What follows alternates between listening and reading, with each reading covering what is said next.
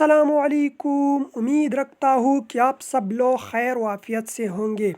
सज़ा याफ्ता मुजरिम नवाज शरीफ 50 रुपये के तारीख के बहाने लगाकर जनरल बाजवा से डील करके लंदन भाग गया था। इससे कबल ये नस्ल बगोड़े जनरल मुशर्रफ से डील करके भाग गया था और 11 साल बाद वापस आया। ये बगोड़े 4 साल लंदन में अपने कारोबार चमकाता रहा और मुल्क दुश्मन एजेंसियों से मिलता रहा। अब इसने चौथी मरतबा इक़्तिदार पर काबिज़ होने के लिए अमरीका इसराइल का किरदार अदा किया और वो दोबारा मुल्क वापस आ रही है और इसके लिए अदालत पुल बरसा रहे हैं। पाकिस्तान की अदलिया और कानून एक मजाक बन चुका है।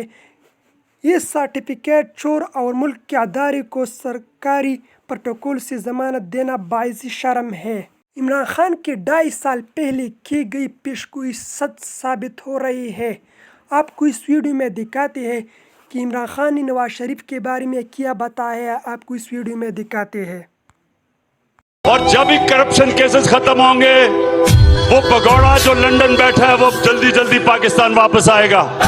और वो वापस आके क्या करेगा? वो सबसे, ये सुन लो मेरी कौम, इसने करना क्या आके, ये नंबर 1 चीज क्या करेगा आके,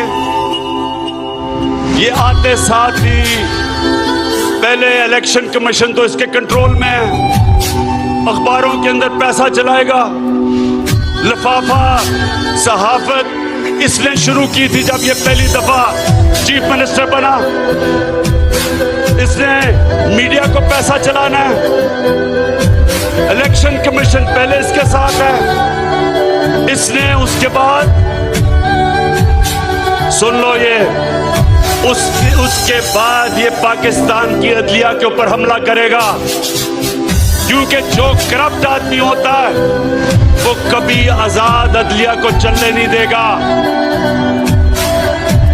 ये वाहिद जमहूरियत के अंदर ये पहली दफा हुआ होगा कि डंडों से इन्होंने सुप्रीम।